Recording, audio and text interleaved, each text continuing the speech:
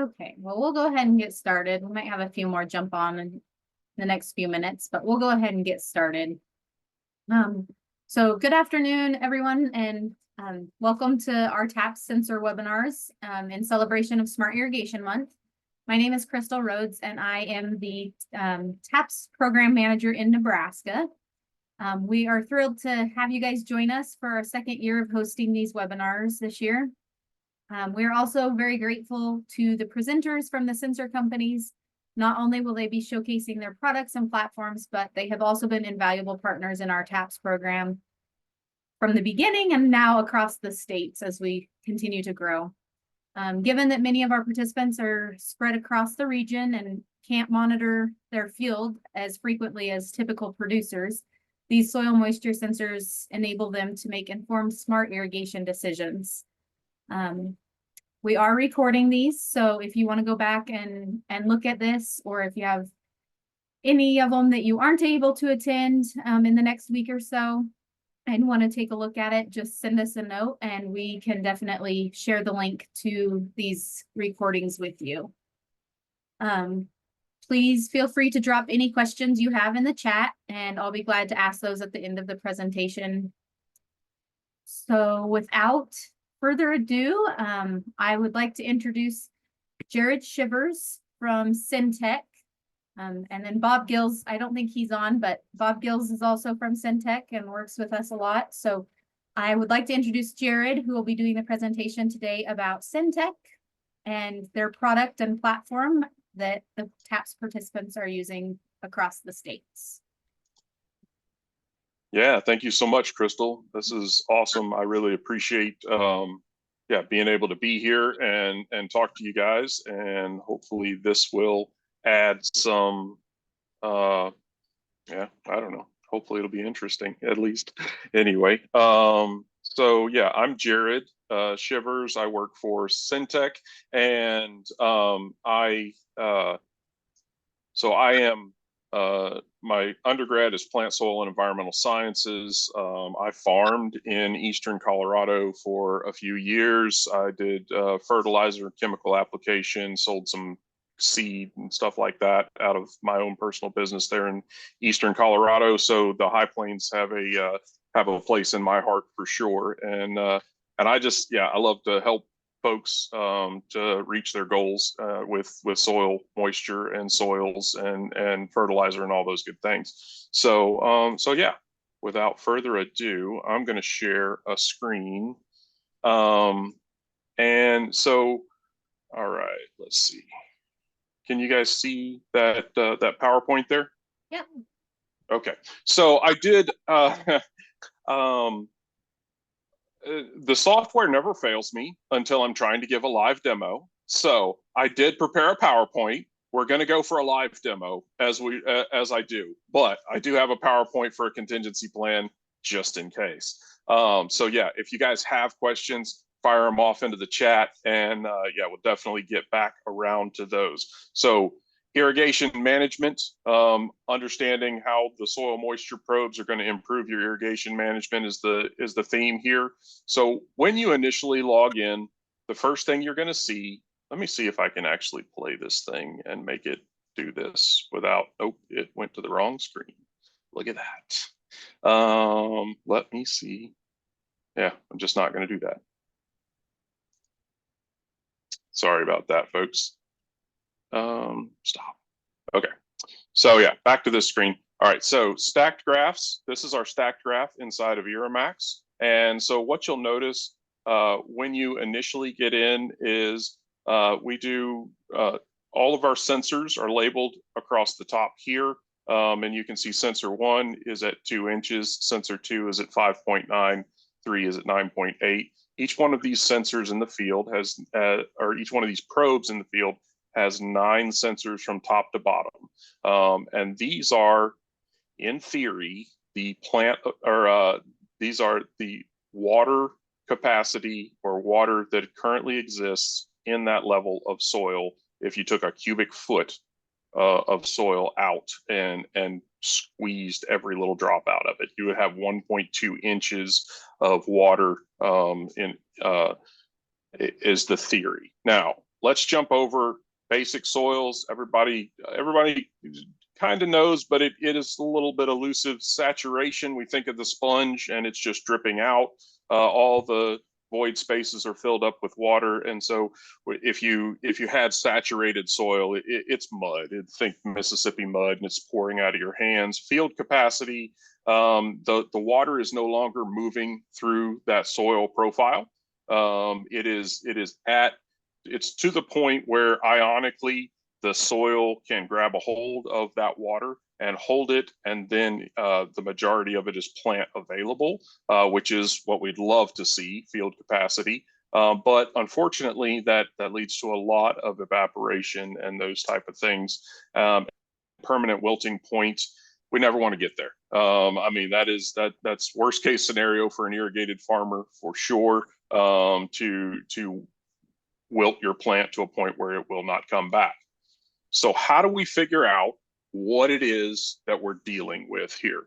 So this is the Web Soil Survey from the USDA, highly debated amongst all soil snobs like myself, as to whether or not this is accurate, and well, are the profiles exactly right? But from a distance, this is what we can do, and I can tell you it's fairly accurate. I mean, it's okay. It's not the greatest. It would be a whole lot better if we took a core sample and really evaluated it.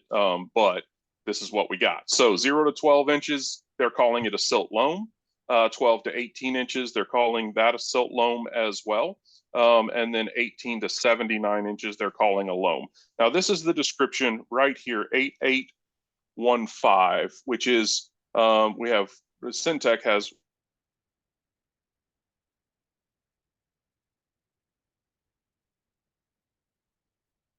how we know we got a silt loam in the top half of our profile and a loam in the bottom.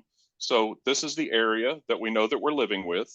According to the USDA, you can get about 2 inches to 2.5 inches per foot of soil worth of a plant, or worth of available water or water holding capacity. I think that's a little high, personally. That's just my 2 cents. I think that's a little high for what I've seen in these soils, but let's keep going. Okay, so where we're trying to be at between temporary, so our saturation would be water running off and running through the profile. Field capacity is here. The top 50% is readily available. The bottom 50% is available, but we have potential for stress. And once we drop to permanent wilting point, that would mean no more plant available water. So the target would be keeping our soil moisture between 90% and 50%, because if we went much above 90%, we would start to see some water passing through the soil profile. And if we go below 50, we're just not going to get the yield that we need. All that to say, math and science. So this is a perfect world. Now, the USDA has said that, the graphic says this, but where does the rubber actually meet the road? Well, if we figure up to the best I can see and somebody gave me admin access to all the sensors. So as I look across silt loam sensors, Nebraska sensors, I see 1.7 to 2.0 is the field capacity. You get much above 2.0, you're pushing water through the profile readily. So if we took 1.7 inches on average for 9 sensors, our total field capacity, our summed graph should be sitting at 15.3 if we fill up the profile all the way. Stay with me. I know this gets a little bit boring. I'm coming to a point, I swear. Full point is 15.3. At 90% would be 13.77 inches. Permanent wilting point, that's not permanent wilting point. I messed up. Let's just delete that. Wilting point is 70%, 9.18 inches. All right. Now, let's jump to the real deal. Here is our IrriMax soil survey. Now, I did not want to give away anyone's trade secrets or anything like that. So I grabbed a sensor from 2020. So it's not applicable. It's 4 years old. Nobody can use this anymore. So I don't want to give away anybody's trade secrets, but I do want to help as much as humanly possible without cheating. So here we go. All right, so you jump in, you're going to see your stacked graph here. First thing I want to do is I want to jump and put in some event detection. What we have computers, we have analysis, let's use them to the best of our ability. Now, the great thing about IrriMax is we have all the power in the world. The downside to IrriMAXLive is we have all the power in the world. So we can adjust all of this to fit exactly what you want to see, exactly how you want to see it. But sometimes we have to fine tune this, which I like because, once again, I'm a bit of a soil snob. So that's me. What we see here is we see rain events and irrigation events as they occurred in 2020 in July. And then we see these guys went hard at some irrigation right here, and they filled their profile all the way down to the 7th sensor right down here. And we even see over here in August, it's still rising our 8th sensor. That is a massive irrigation event.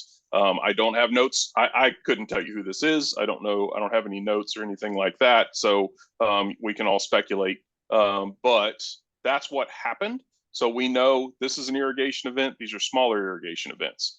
All right. So now let's go back to what I was talking about just a minute ago. Let's go for a summed graph. Okay. This is the first thing you want to add in your profile. So sorry, I didn't explain all that. But anyway, the default graph is a summed graph, and it is all the probes 1 through 9. Now, if you want to get real particular, you can come in here and you can isolate out certain parts of your profile, which I think is really cool. And what I would do as a participant, I don't know if y'all let me participate, but maybe I might be able to get a team going next year, just for giggles to see how this goes. But soil sensor number 1, 2, 3, all the way down to 9. We sum all that up on and that's what we were doing the math on. And this is how that graph looks as we irrigate and we increase our soil moisture with this very large irrigation. Okay. So let's jump back across to our math. All right, so we did the math saying that 15.3 is our field capacity. All right, and so we can pencil that down at 15.3. And then we know 90% of that would be 13.77. And then wilting point, we're calling it 9.18. Now, let's go back to our sum graph and put in some figures. All right, so we're going to edit, and then we're going to set our full point, and then we can just click in here any place. We know our target full point is 13.77, so I clicked pretty close to that, but I can go in and edit that. And like I said before, we have all the power we want. We just also have all the power we can have, so we can break this thing if we want to. But 13.77, I'm going to say they filled up their soil capacity as far as they wanted to go. That was over the 90% line. That's just my judgment. I'm a dude behind a computer in Tennessee, and I'm Monday morning quarterbacking somebody else's thing 4 years ago. So not criticizing, just pointing stuff out. We want to set the refill point. So we said our refill point was at, I'm sorry. We said our permanent wilting point was 9.18. Let me clear that out. So we know so let's call our stress point, I'm gonna call our stress point 10, because we're all farmers and we know stuff breaks down and we would rather have yield and that type of deal. So I'm gonna click way down here as far as I can go, and that's 11.99. So if I know 70% is 9.18, I'm gonna put that at 10 and I'm gonna save it. Okay, so now we have an onset of stress, and then we can set a refill point. Now we know we've got some cushion even at our onset of stress, but let's set our refill point at 10. Let's do it at 10.5. Okay, so it gives us an extra 1/2 inch in our moisture profile. when you're talking about 36 inches worth of soil, an extra half an inch is not a lot. But we never want to get way down here. But what I can tell you is for most people, for most participants, when we zoom all the way out here to all data, we see most of the time, most irrigations, we're running across the top end of the spectrum. Now, where the competition is how close can you get to this line without going past it and without losing yield? That is for you to decide. Hopefully, I've given you quite a bit to think about on that aspect. Now, one more thing I do want to add to this is another cool pane that we can go with, and that is our irrigation analysis pane. So we leave all of our sensors checked and we save changes on an irrigation analysis pane. And what that will do is it drops in all of, so each one of these blocks on each one of these colors is root activity. Now, that's why I'm running so far ahead of my schedule, because I didn't explain all the analysis stuff. I got too excited. All right, so let me jump back here real quick. Sorry about that. We do see our irrigation. Let me zoom in a little bit. All right, so we see rainfall event here, irrigation event, and all that, and that's coming across, and we see it increasing the moisture in the profile. Each one of these little circles, as we fine tune, is root activity. All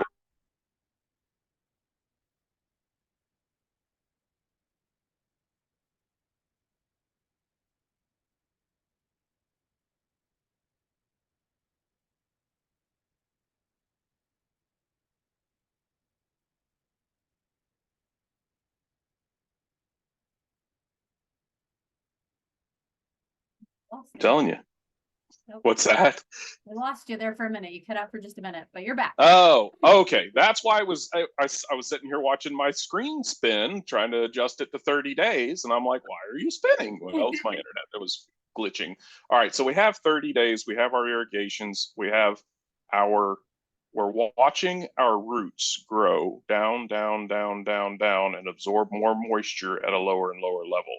Now, what's really cool is if we do our analysis just right, we can back up as far as we can go. Now, so earlier in season, we can watch our roots and our root activity, and then we can just see it start to grow and just see it start to grow. Some of this is moisture wicking up from below, but you can see the respiration in the plant or the transpiration in the plant as it absorbs the moisture during the day, and then it goes dormant, and then it absorbs more moisture and goes dormant, and that's what this stepping is right here, and that's caused by root penetration down there. So we can watch that as it proceeds all the way across.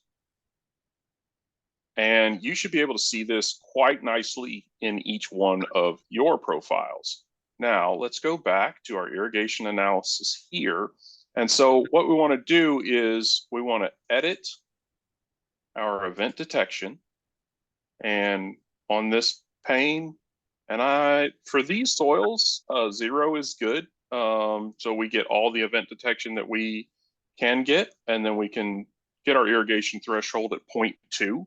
That's a good number that I've been working with quite a bit in the Nebraska area. So what it's going to show you here is a visual representation. Let me do this. Costs 90 days because it elongates those roots. It's a visual representation. It kind of distorts when you zoom in like this, but you can see the roots and exactly where those are absorbing as we go across throughout the season and everything. So that's a lot of the power of IrriMAX. There's a lot of information here. What I can tell you is, your field capacities and those things are highly debated. And so Where you set those is up to you. But yeah, so that is the meat and potatoes of IrriMAXLive. That usually takes a lot longer to explain, but I didn't have any live questions in the place here. So what I have, what question? It looks like we have one question in the chat, Jared. Adam asked, when you talk about the soil sensors 1 through 9, are you referring to the 90-centimeter probe?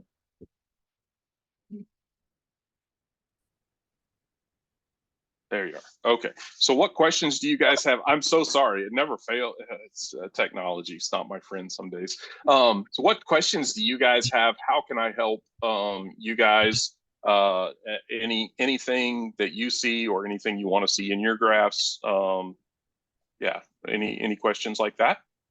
So Adam asked in the chat, when you talk about soil sensor 1 through 9, are you referring to the 90-centimeter probe?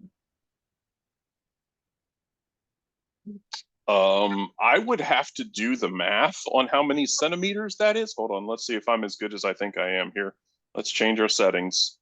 Depth to centimeters. That's the fastest way I can get that done. Because it should interpolate all of that. Yeah, internationally, we do recognize, we work a whole lot with centimeters. So yes, 90 centimeters, 85 centimeters is here. So that is a 90-centimeter probe. Now, so Adam, if you are interested, if you have your probe and your profile, you can go up here and go to settings. And then this is how you can see your gauges. You can see the complicated gauge or the simple gauge. But then right over in here, you can set millimeters, you can set inches, you can set Fahrenheit, you can set Celsius. I don't know anybody that uses Kelvin, but it's there. So yeah, you can set all of those things right in the user settings right there. And once you hit save changes, it'll spin around for a few moments to reload your graph as you built it, and then you'll see it in inches or centimeters.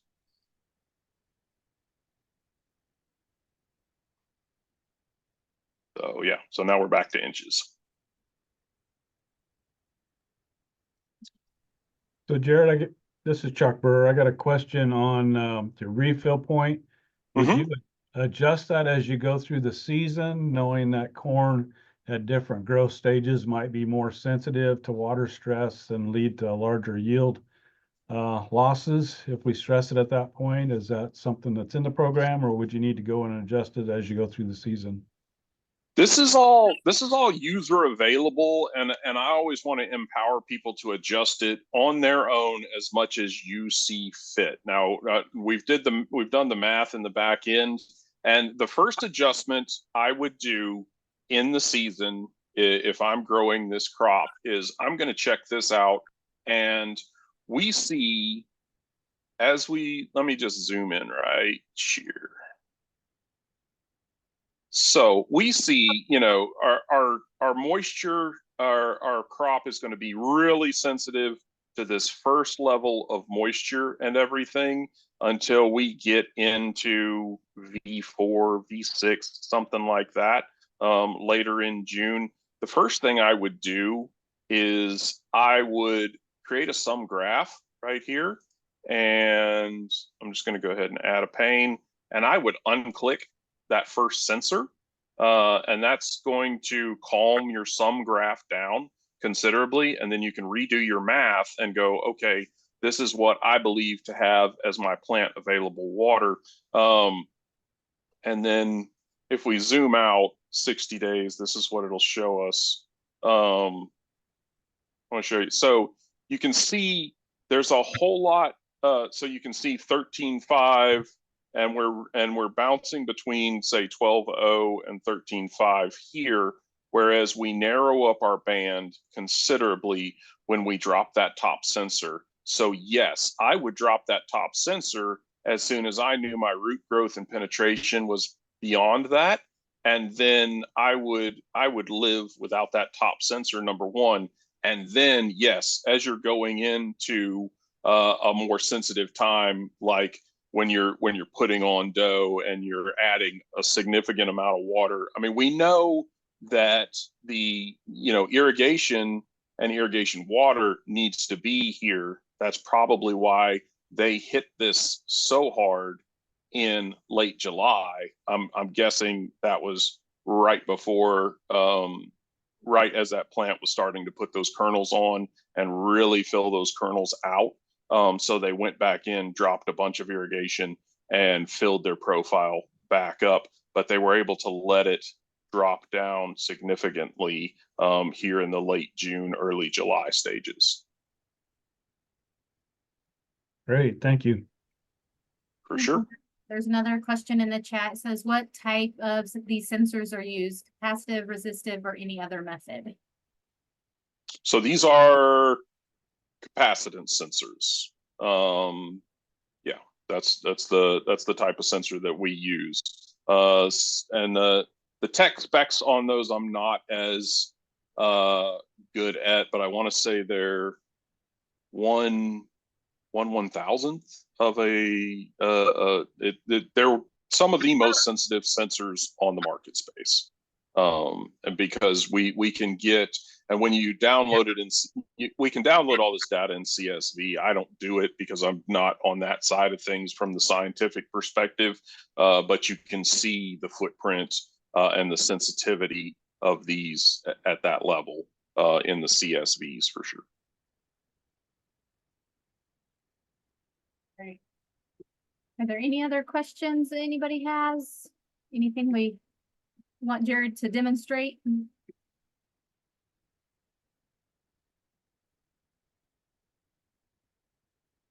Okay, well, with that, I think that concludes it. If there's anybody that has a Syntec sensor in their plot and has any questions as the season rolls along, Bob Gills and Jared Shivers are both great resources, and I can definitely get you in contact with either one of them if you do have any other questions or need any other demonstrations. So please just let us know if we can put you in contact with one of them.